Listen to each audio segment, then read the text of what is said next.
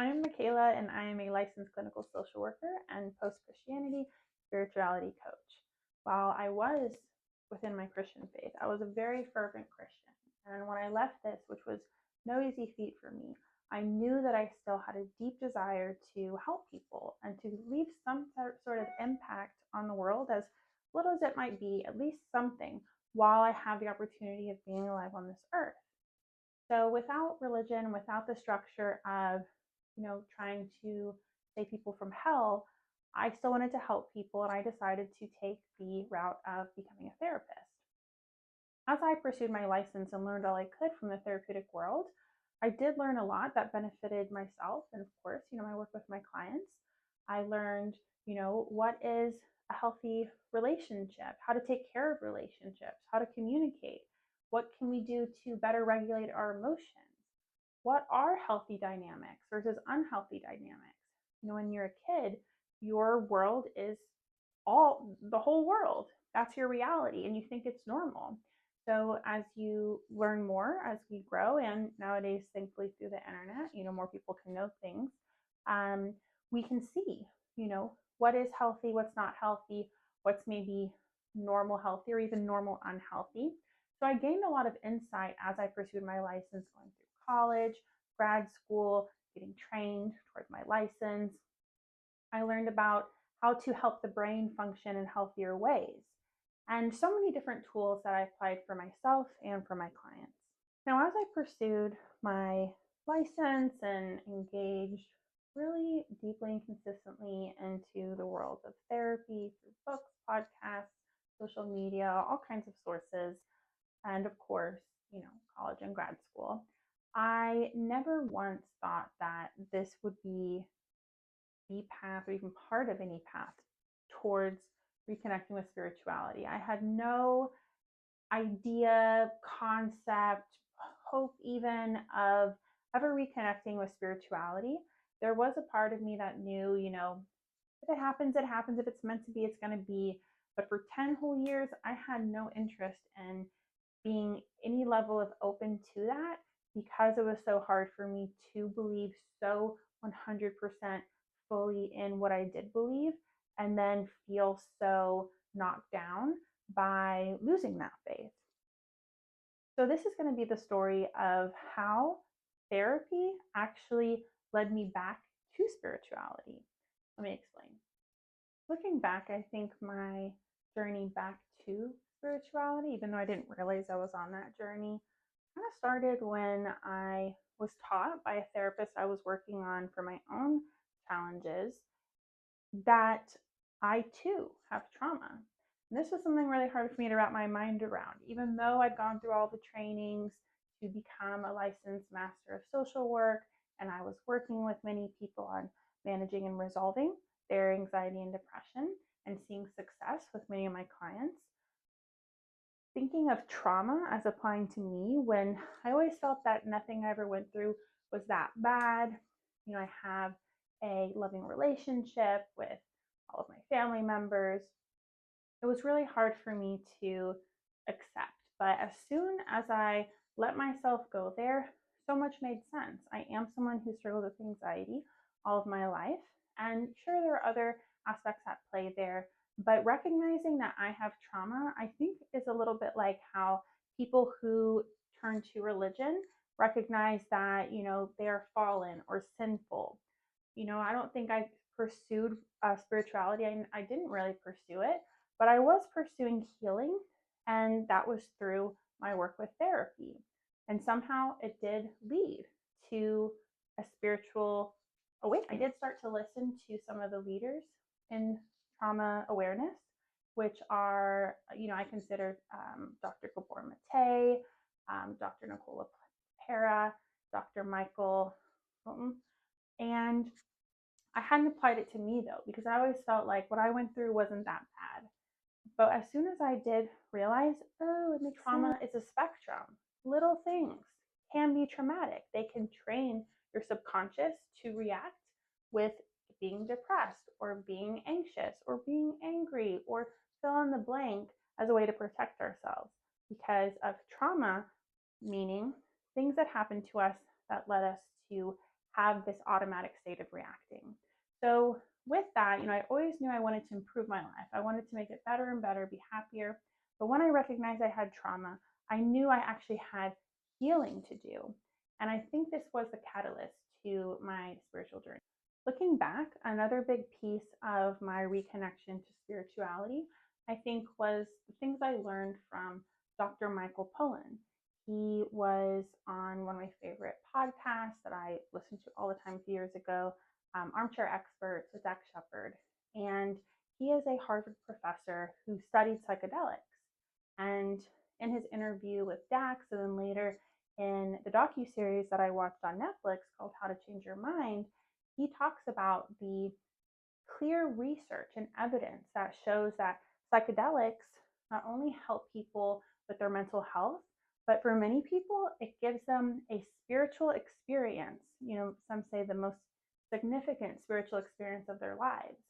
So for me to see people have these deep, profound spiritual experiences, not in church, not in some kind of retreat, not in any kind of religious setting, but from consuming a plant from the earth, it made me think, maybe there's something real here that maybe religion's accessing, that people are also accessing through psychedelics. Some aspects of the spiritual experiences people on psychedelics have had in therapeutic settings have been a sense of oneness, a sense of peace and calmness, and a knowing that everything's going to be okay.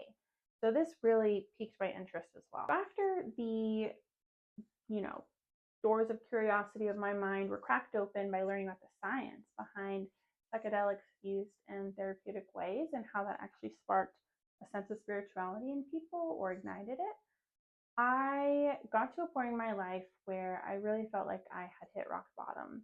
In the span of a week, I was hit by a drunk driver and my car was totaled. My cat was killed by the neighbor's dogs.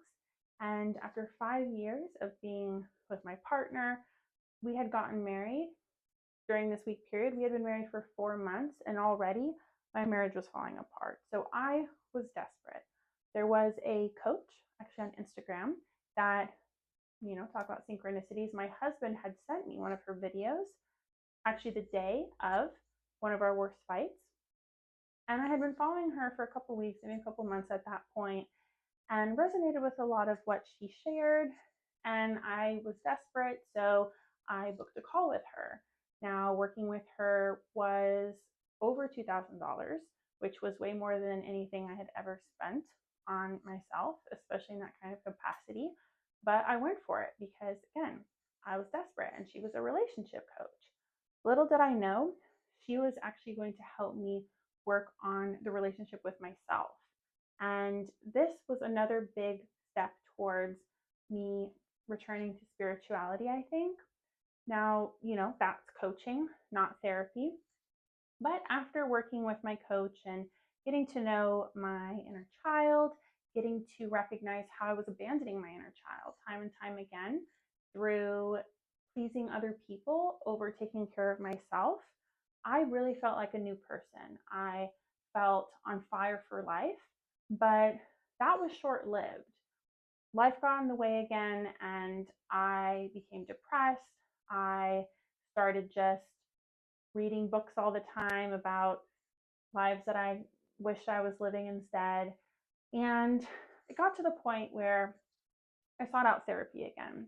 And this time I worked with a therapist who practices internal family systems therapy. Now, something I'm very passionate about and have training in is eating disorder treatment. And, maybe one day I'll make a video about how even religion can contribute to challenges with food and body. But growing up, I did have these challenges. And so one of my passions as a therapist was helping people heal from eating disorders and improve their relationship with body and themselves. In this eating disorder training that I did, at the end, they had a bonus session, which allowed me to witness a real therapy session between a woman and the creator of internal family systems therapy. As I watched this session, so much started to click for me. I felt like, oh my gosh, this makes so much sense. This is addressing all the things that I'm not able to address with the training I already have and have been using in my work with my clients. And I saw how it could benefit me, how it could benefit other people that I love. And so, I got my own training in internal family systems therapy, but then I wanted to get my own help with it. So I started working with an internal family systems therapist who also helps people with disordered eating, with body image stuff. She's a health at every size certified therapist. Working with her helped me go deeper into my understanding of internal family systems therapy. And honestly, internal family systems therapy was another huge piece to me reconnecting with spirituality. Let me explain. Internal family systems therapy is a modality, is an approach that is based on the idea that we all have parts. Now, the idea that we all have parts does not mean that we all have dissociative identity disorder, multiple personality disorder. This is a different concept. It's kind of like how, a part of me may really like some person because they're really spontaneous, but even though I'm still me, a part of me might dislike their spontaneity at the same time and feel insecure by maybe how rash that they are. We all have different parts to ourselves, and that's something that I would encourage you to explore if you are seeking healing from PTSD, anxiety, depression, or eating disorders, because internal family systems therapy has been shown through scientific research to be really, really helpful for all of those illnesses, disorders, and challenges.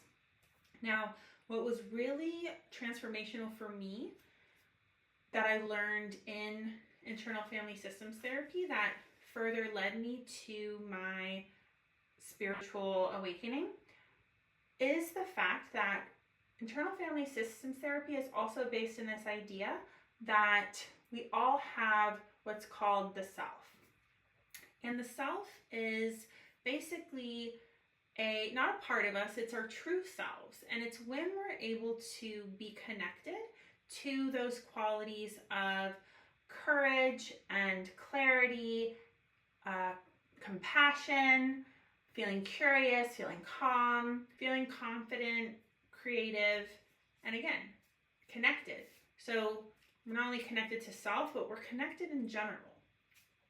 Learning about the self reminded me so much of what I knew as the Holy Spirit in my Christian years. The embodiment of the fruits of the Spirit is so similar, if not the same, as the embodiment of being within that self energy.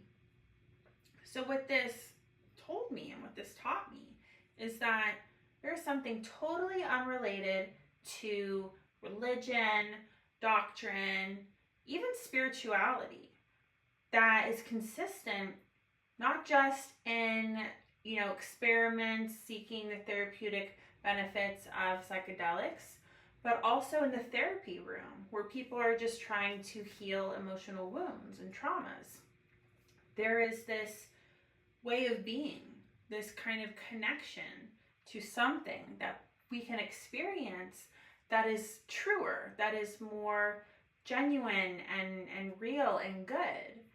So this was another big part of my mind opening up even further to the idea of spirituality. And as something that, I could see as being and real. Not because I wanted it to be real, but because it was just there and making sense to me. I was not seeking spirituality. And to be honest, when I left religion, I did not become an atheist.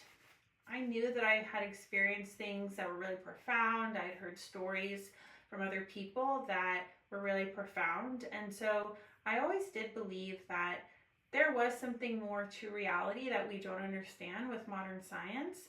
I thought to myself that, it is science in the sense that it's reality. It's just something that we don't understand yet.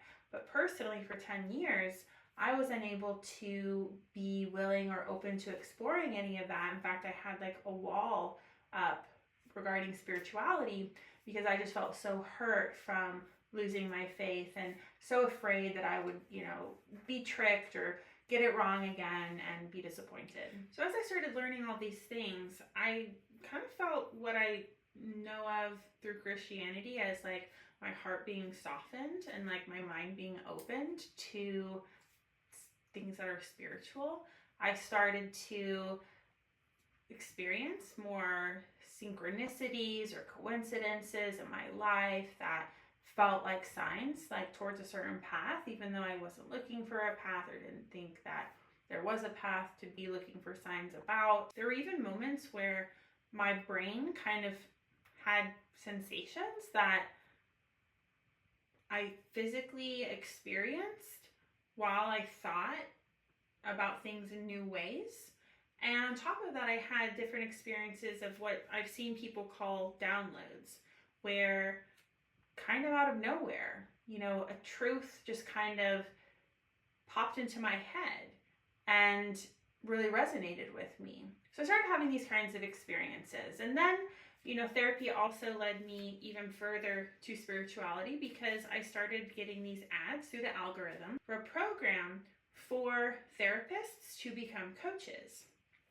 I had the greatest transformation of my healing journey through my work with a coach, but I never considered becoming a coach until it was presented to me as a therapist. And in the book I read about moving from therapy to coaching, the idea was presented to me of how we are all made of energy.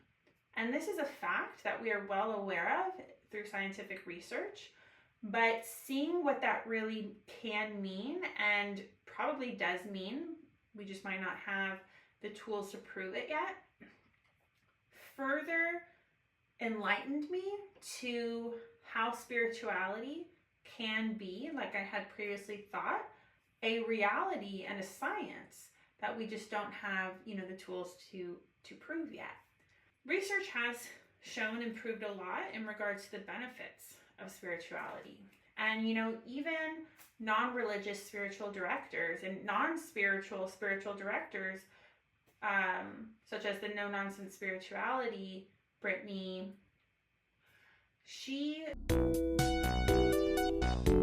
there's lots of evidence out there to show that it is something that is very fundamental and beneficial to our lives. So I'm very grateful to have reconnected to spirituality.